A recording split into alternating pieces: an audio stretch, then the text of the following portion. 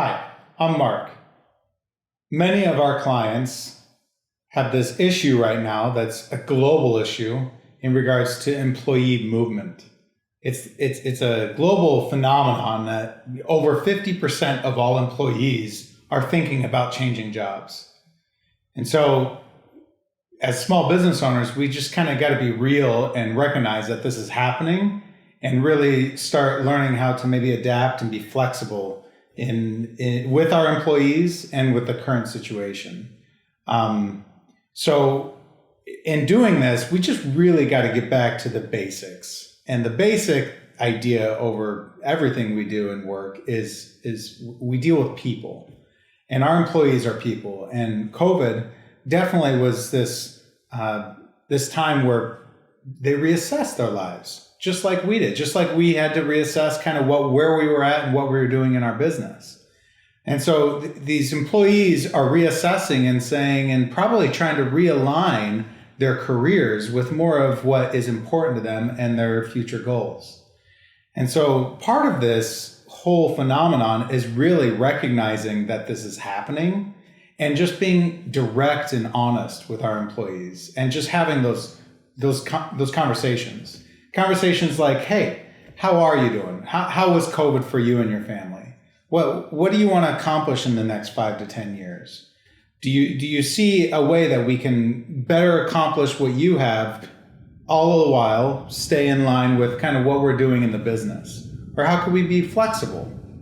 See, a lot of industries are changing. COVID really woke a lot of people up to the idea that they don't have to be present in order for work to be done. And that's industry specific. So, if you're at a restaurant, no, you still need servers, you still need cooks, you still need help that way. So what I'm talking about is just overall ideas, and each of us need to kind of really assess what our industry is doing and make those needed changes. But kind of getting back to the people and the conversation with our employees, there's a couple things we have to be honest with ourselves, with our employees. And one of those things is pay. And inflation is affecting pay. Inflation is happening, and we're hopefully making the adjustments on our sales side with our pricing to reflect that increase in inflation. But we also have to acknowledge and increase the pay of our employees at the same time. A lot of this movement is people hearing about inflation, seeing their grocery bill increase, but not seeing an offset with the amount of income they're getting from their jobs. So a lot of this has to do with us having those honest conversations and that inflation being a main key of why we would want to increase pay. Now, if you're sitting here and saying, I really can't, as a small business owner, increase pay, well, then maybe be a little more flexible and change a little bit in regards to maybe paid time off and other benefits that the employee could see as equal to that increase in pay, that they could go further other goals and other ideas that they have.